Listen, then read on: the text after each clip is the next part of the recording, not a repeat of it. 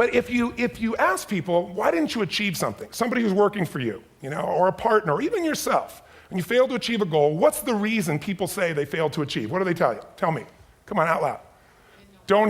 Didn't know enough, didn't have the knowledge, didn't have the money, didn't have the time, didn't have the technology, I didn't have the right manager, didn't have the Supreme Court.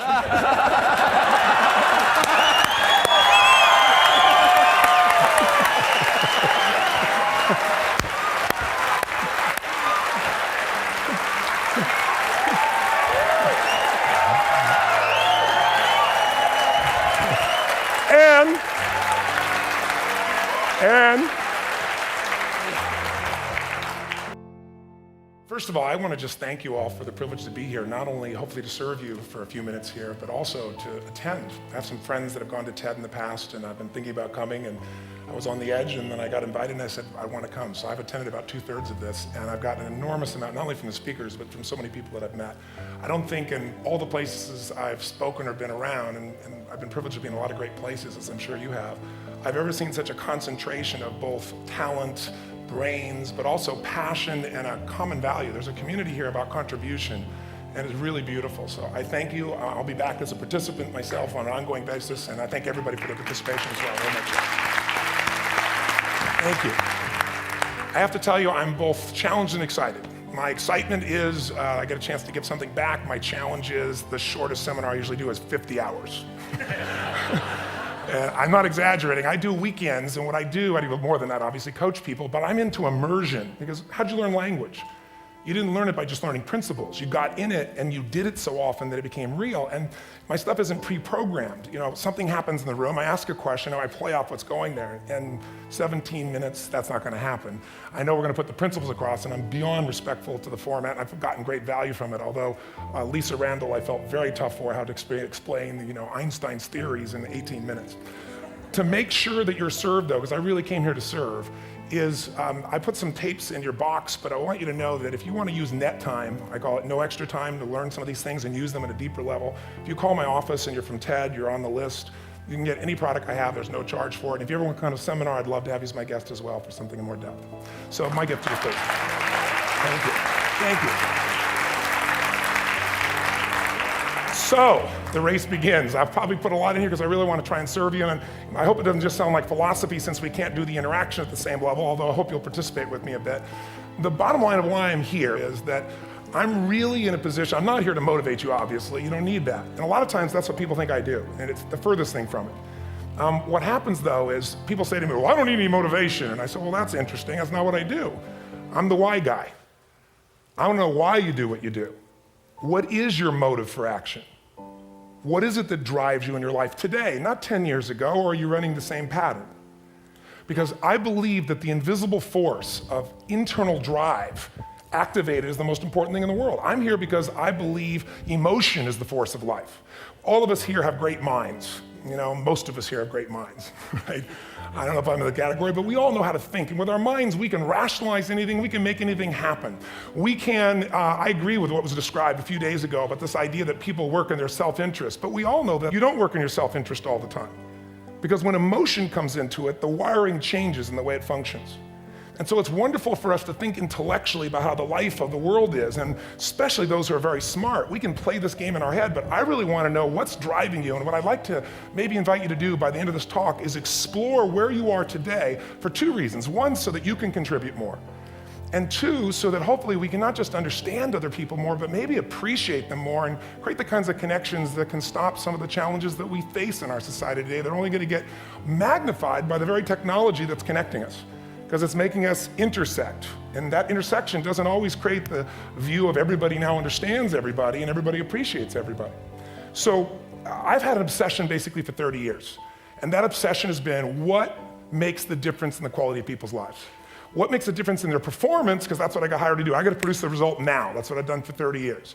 I get the phone call when the athlete is burning down on national television and they were ahead by 5 strokes and now they can't get back on the course. And I got to do something right now to get the result or nothing matters. I get the phone call when the child is going to commit suicide and I got to do something right now. And in 29 years, I'm very grateful to tell you I've never lost one in 29 years. It doesn't mean I won't someday, but I haven't done it. And the reason is an understanding of these human needs that I want to talk to you about. So when I get those calls about performance, that's one thing, like how do you make a change? But also, I'm looking to see what is it that's shaping that person's ability to contribute, to do something beyond themselves. So maybe the real question is, I look at life and say there's two master lessons. One is there's the science of achievement, which almost everyone in this room has mastered to an amazing extent. That's how do you take the invisible and make it visible, right? How do you take what you dream about and make it happen? Whether it be your business, your contribution to society, money, whatever it is for you, your body, your family. But the other lesson of life that is rarely mastered is the art of fulfillment. Because science is easy, right? We know the rules, you write the code, you follow those, and you get the result. Once you know the game, you just, you up the ante, don't you? But when it comes to fulfillment, that's an art. And the reason is it's about appreciation and it's about contribution. You can only feel so much by yourself.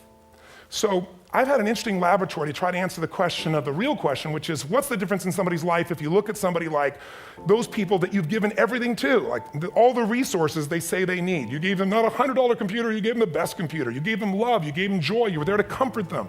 And those people very often, and you know some of them I'm sure, end up the rest of their life with all this love, education, money, and background, spending their life going in and out of rehab. And then you meet people that have been through ultimate pain, psychologically, sexually, spiritually, emotionally abused, and not always, but often they become some of the people that contribute the most to society.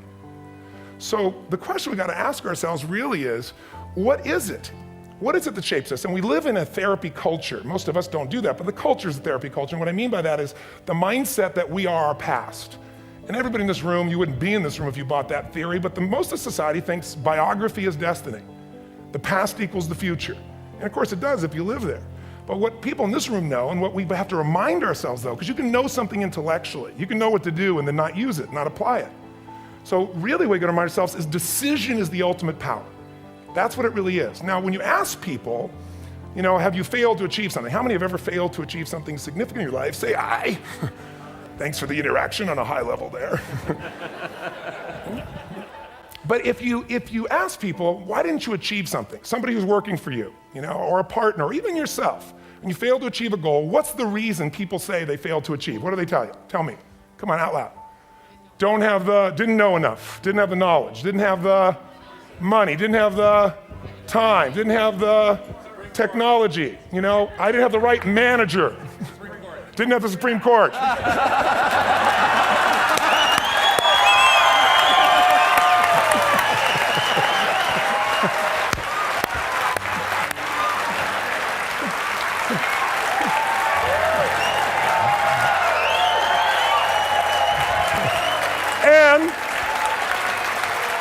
And what do all those, including the Supreme Court, have in common? They are a claim to you missing resources. And they may be accurate. You may not have the money, you may not have the Supreme Court, but that is not the defining factor.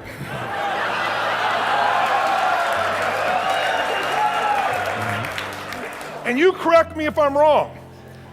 The defining factor is never resources, it's resourcefulness. And what I mean specifically, rather than just some phrase, is if you have emotion, human emotion, something that I experienced from you day before yesterday at a level that is as profound as I've ever experienced, and if you'd communicated with that emotion, I believe you would have won.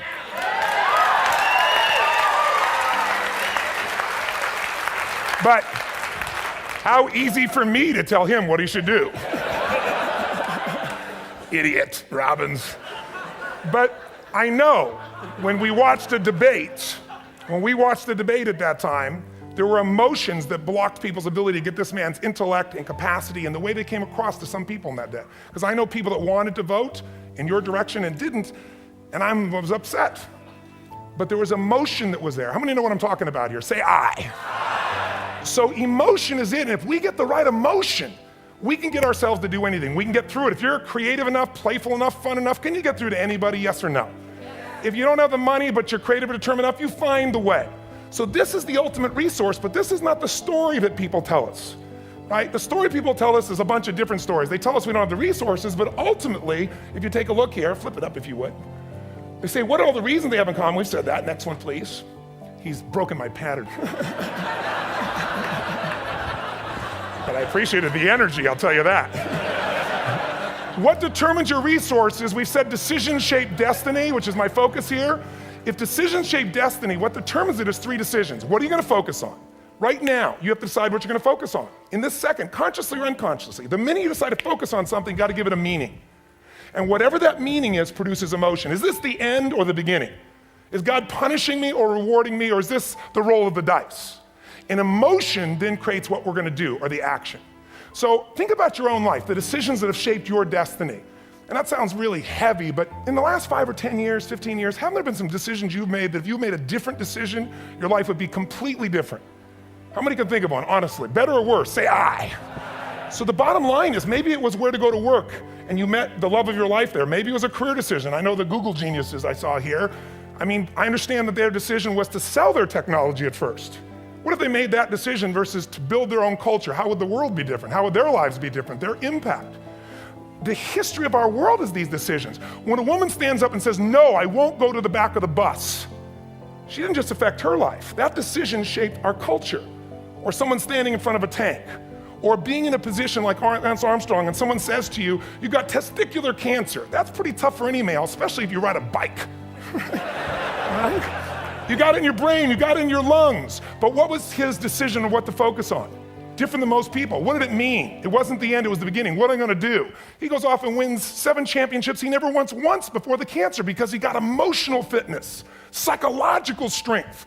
That's the difference in human beings that I've seen of the 3 million I've been around, because that's about my lab. I've had 3 million people from 80 different countries that I've had a chance to interact with over the last 29 years. And after a while, patterns become obvious. You see that South America and Africa maybe connect in a certain way, right? Other people say, oh, that sounds ridiculous. It's simple. So what shaped Lance, what shapes you? 2 invisible forces, very quickly. 1, state.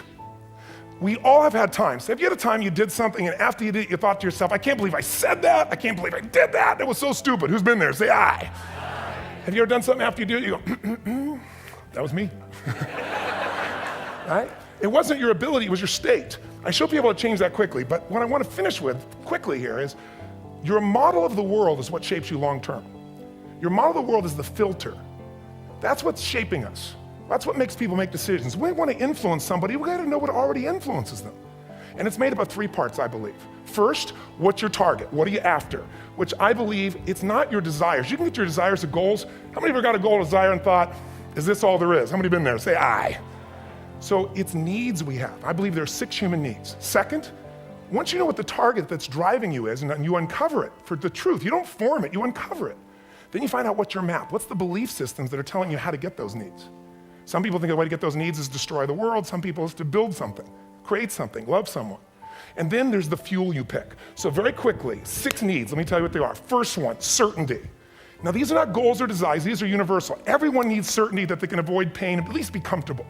Now how do you get it? Control everybody, develop a skill, give up, smoke a cigarette. And if you got totally certain, ironically, even though we all need that, like if you're not certain about your health or your children or money, you don't think about much more. You're not sure the ceiling's gonna hold up, you're gonna listen to any speaker.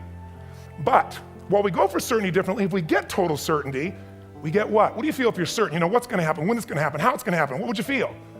Bored out of your mind. So God, in her infinite wisdom, gave us a second human need, which is uncertainty. We need variety. We need surprise. How many of you here love surprises? Say aye. You like the surprises you want.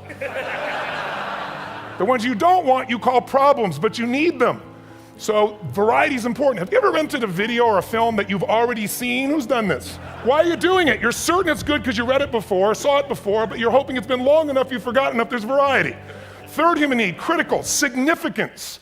We all need to feel important, special, unique. You can get it by making more money. You can do it by being more spiritual. You can do it by getting yourself in a situation where you put more tattoos and earrings in places humans don't want to know. Whatever it takes. The fastest way to do this, if you have no background, no culture, and no belief in resources or resourcefulness, is violence. If I put a gun to your head and I live in the hood, instantly I'm significant. 0 to 10, how high? 10. How certain am I you're gonna respond to me? 10. How much uncertainty? Who knows what's gonna happen next? Kind of exciting, like climbing up into a cave and doing that stuff all the way down there. Total variety and uncertainty. And it's significant, isn't it? So you're willing to risk your life for it. So that's why violence has always been around and will be around unless we have a consciousness change as a species. Now you can get significance a million ways, but to be significant, you gotta be unique and different. Here's what we really need. Connection and love, 4th need. We all want it. Most people settle for connection because love's too scary. Don't want to get hurt. Who here has ever been hurt in an intimate relationship? Say aye.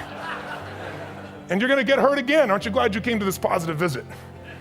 But here's what's true, we need it. We can do it through intimacy, through friendship, through prayer, through walking in nature. If nothing else works for you, get a dog. Don't get a cat, get a dog, because if you leave for 2 minutes, it's like you've been gone for 6 months when you show back up again 5 minutes later, right? Now these first 4 needs, every human finds a way to meet. Even if you lie to yourself, even if you have split personalities. But the last 2 needs, the first 4 needs are called the needs of the personality, is what I call it. The last 2 are the needs of the spirit. And this is where fulfillment comes. You won't get fulfillment from the first 4. You'll figure a way, smoke, drink, do whatever, meet the first 4. But the last 2, number 5, you must grow. We all know the answer here. If you don't grow, you what? If a relationship's not growing, if a business is not growing, if you're not growing, it doesn't matter how much money you have, how many friends you have, how many people love you, you feel like hell. And the reason we grow, I believe, is so we have something to give of value. Because the 6th need is to contribute beyond ourselves. Because we all know, corny as it sounds, the secret of living is giving. We all know life's not about me, it's about we. This culture knows that, this room knows that. And it's exciting. When you see Nicholas up here talking about his $100 computer, the most passionate, exciting thing is here's a genius, but he's got a calling now. You can feel the difference in him, and it's beautiful. And that calling can touch other people. In my own life, my life was touched because when I was 11 years old, Thanksgiving, no money, no food, and we're not gonna starve, but my father was totally messed up. My mom was letting him know how bad he messed up. And somebody came to the door and delivered food. My father made 3 decisions. I know what they were briefly. His focus was, this is charity. What does it mean? I'm worthless. What do I gotta do? Leave my family, which he did. At the time, one of the most painful experiences of life. My 3 decisions gave me a different path. I said, focus on, there's food, what a concept, you know? Second, but this is what changed my life. This is what shaped me as a human being. Somebody's gift, I don't even know who it is. They're not asking for it, this is giving our family food, looking out for us. It made me believe this. What does it mean? That strangers care. And what that made me decide is if strangers care about me and my family, I care about them. What am I gonna do? I'm gonna do something to make a difference. So when I was 17, I went out one day on Thanksgiving, it was my target for years, have enough money to feed 2 families. Most fun thing I ever did in my life, most moving. Then next year I did 4, and I didn't tell anybody what I was doing. Next year, 8. I wasn't doing it for brownie points, but after 8, I thought I could use some help. So sure enough, I went out, and what did I do? I got my friends involved, and I grew companies, and then I got 11 companies, and I built a foundation. Now, 18 years later, I'm proud to tell you, last year we fed 2 million people in 35 countries through our foundation, all during the holidays, Thanksgiving, Christmas, in all the different countries around the world. It's been fantastic. Thank you. So I don't tell you that to brag, I tell you because I'm proud of human beings because they get excited to contribute once they've had the chance to experience it and not talk about it. So finally, I'm about out of time, the target that shapes you, here's what's different about people. We have the same needs, but are you a certainty freak? Is that what you value most, or uncertainty? This man here couldn't be a certainty freak if he climbed through those caves. Are you driven by significance or love? We all need all 6, but whatever your lead system is tilts you in a different direction. And as you move in a direction, you have a destination or destiny. The second piece is the map. Think of that as the operating system tells you how to get there. And some people's map is, I'm gonna save lives even if I die for other people, and they're a fireman, somebody else says, I'm gonna kill people to do it. They're trying to meet the same needs of significance, right? They want to honor God or honor their family, but they have a different map. And there are 7 different beliefs. I can't go through them because I'm done. The last piece is emotion. I say one of the parts of the map is like time. Some people's idea of a long time is 100 years. Somebody else says is 3 seconds, which is what I have. And the last one I've already mentioned that felt you. If you got a target and you got a map, and let's say, I can't use Google because I love maps and they haven't made it good for Macs yet. So if you use MapQuest, how many have made this fatal mistake of using MapQuest at some time? You use this thing and you don't get there. Well, imagine if your beliefs guarantee you can never get to where you want to go. The last thing is emotion. Now here's what I'll tell you about emotion. There are 6,000 emotions that we all have words for in the English language, which is just a linguistic representation, right? It changes by language. But if your dominant emotions, if I have more time, I have 20,000 people or 1,000, and I have them write down all the emotions that they experience in an average week. And I give them as long as they need. And on one side, they write empowering emotions, the other is disempowering. Guess how many emotions people experience? Less than 12. And half of those make them feel like so they got 5 or 6 good frickin' feelings, right? It's like they feel happy, excited, oh, frustrated, overwhelmed, depressed. How many of you know somebody who no matter what happens finds a way to get pissed off? How many know somebody like this? Or no matter what happens, they find a way to be happy or excited. How many know something like this? Come on. When 911 happened, and I'll finish with this, I was in Hawaii. I was with 2,000 people from 45 countries. We were translating 4 languages simultaneously for a program that I was conducting for a week. The night before was called Emotional Mastery. I got up, had no plan for this, and I said, we had all this fireworks, I do crazy fun stuff. And then at the end I stopped, and I had this plan I was gonna say, but I never do what I'm gonna say. And all of a sudden I said, when do people really start to live? When they face death. And then I went through this whole thing about if you were gonna get off this island, if 9 days from now you were gonna die, who would you call, what would you say, what would you do? One woman, well that night is when 911 happened. One woman had come to the seminar, and when she came there, her previous boyfriend had been kidnapped and murdered. Her friend, or her new boyfriend, wanted to marry her, and she said no. He said, if you leave and go to that Hawaii thing, it's over with us. She said, it's over. When I finished that night, she called him and left a message, true story, at the top of the World Trade Center where he worked, saying, honey, I love you. I just want you to know, I want to marry you. It was stupid of me. She was asleep, because it was 3 a.m. for us, when he called her back from the top and said, honey, I can't tell you what this means. He said, I don't know how to tell you this, but you give me the greatest gift, because I'm going to die. And she played the recording for us in the room. She was on Larry King later. And he said, you're probably wondering how on earth this could happen to you twice. And he said, all I can say to you is, this must be God's message to you, honey. From now on, every day, give your all, love your all. Don't let anything ever stop you. She finishes, and a man stands up and he says, I'm from Pakistan, I'm a Muslim. I'd love to hold your hand and say I'm sorry, but frankly, this is retribution. I can't tell you the rest because I'm out of time.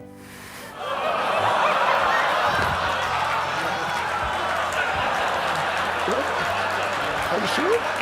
Finish the story. 10 seconds. 10 seconds. No, I want to be respectful. 10 seconds. All I can tell you is I brought this man on stage with a man from New York who worked in the World Trade Center, because I had about 200 New Yorkers there. More than 50 lost their entire companies, their friends, marking off their Palm Pilots. One financial trader, this woman made of steel, bawling. 30 friends crossing off that all died. And what I did to people said, what are we going to focus on? What does this mean, and what are we going to do? And I took the group and got people to focus on, if you didn't lose somebody today, your focus is going to be how to serve somebody else.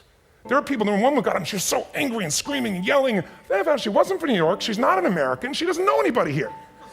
I said, you always get angry. She said, yes. Guilty people got guilty, sad people got sad. And I took these two men and did what I call an indirect negotiation.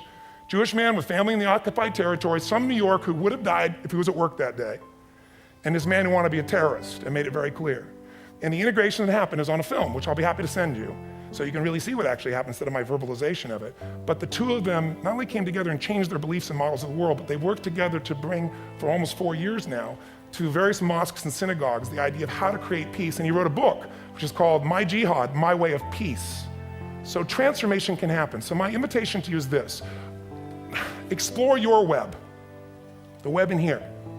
The needs, the beliefs, the emotions that are controlling you, for 2 reasons. So there's more of you to give. Achieve too, we all want to do it, but I mean give, because that's what's going to fill you up. And secondly, so you can appreciate, not just understand, that's intellectual, that's mind, but appreciate what's driving other people. It's the only way our world's going to change. God bless you, thank you, I hope this will serve. Tony Robbins.